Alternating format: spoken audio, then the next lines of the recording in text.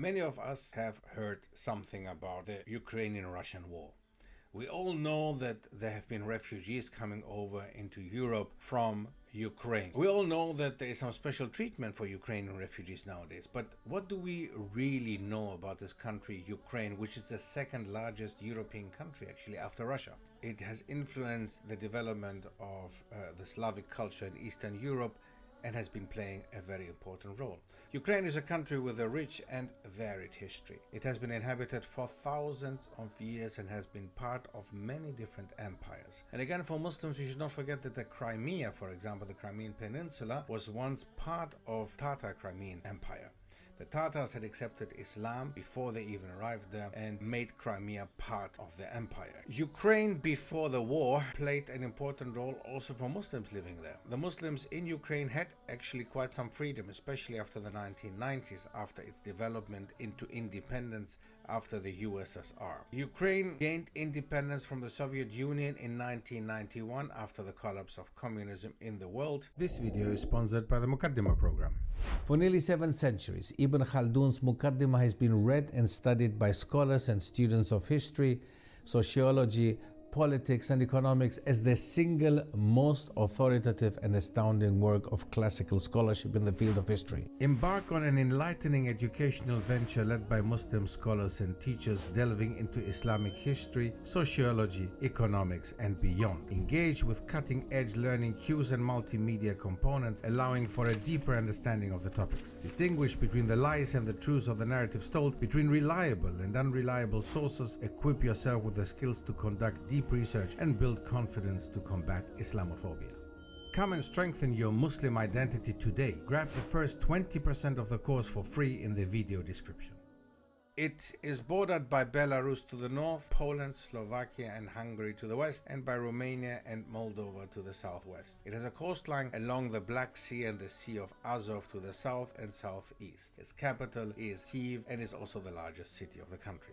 Its official language is Ukrainian, although Russian is of course spoken throughout the country without a problem. We should not forget again, it was once part of the USSR of the Soviet Union, so Russian has become a very important language as well. Ukraine was once a key center of East Slavic cultures and civilization under the state of Kievan Rus, which emerged in the 9th century.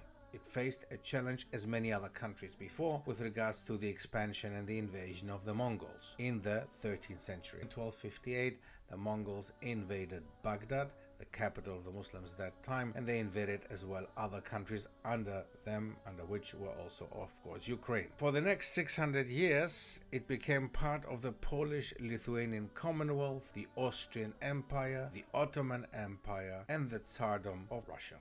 In 1922, it became the Ukrainian Soviet Socialist Republic as part of the communist USSR. In World War II, the Germans occupied the country and 7 million Ukrainian civilians were killed, including the majority of Ukrainian Jews. In 1991, it saw independence, and in 1996, a new constitution. But that didn't last long. In 2014, a series of mass demonstrations known as the Euromaidan led to the establishment of a new government after a revolution. What happened then actually is that Russia annexed its peninsula, and pro-Russian unrest culminated in a war in the Donbas between Russian-backed separatists and government forces in eastern Ukraine. In February 2022, Russia launched a full-scale invasion of Ukraine as the Russian-Ukrainian War nowadays. Ukraine is considered the poorest country in Europe by nominal GDP per capita, with very high corruption. It is in the process of joining the European Union and has submitted an application for NATO membership. Today, Ukraine is a democratic country with a diverse population and a growing economy. However, it has faced many challenges in recent years, as we all know. The war is still not over. It has caused thousands of deaths and many displaced people who have found refuge in Western Europe. It is significant to mention here the issue of Ukrainian refugees being welcomed by Western Europeans, coming without a problem and, for example, studying at universities in Germany without needing the necessary paperwork. That is a stark contrast to refugees from other parts of the world. Ukraine has a rich and varied culture that has been shaped by its history and geography. The country is known for its traditional folk music and dance, as well as its delicious cuisine.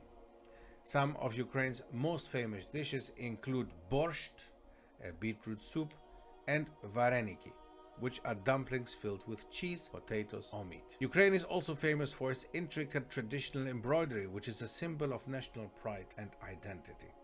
Geography and history play a significant role in shaping a country's identity and culture. Ukraine's position as a crossroads between Europe and Asia has influenced its history, traditions, and cuisine. Democracy and freedom are essential for a country's success, but they're also fragile. And Ukraine's ongoing conflict with Russia shows how easily these values can be threatened. We see that Ukraine has a very special history, a very special present, and most probably a very special future. We don't know what the future holds, but the Ukrainian people are fighting against the Russian invasion on the one side. On the other side, of course, again, there are many arguments that came from Russia that actually considered this annexation of the Crimea not an invasion, but a necessity. Allah only knows what the future holds for the country of Ukraine. If you want to support the channel, hit the like button and subscribe in order to see more of this kind of content. Thanks for watching. See you next time. Assalamu alaikum.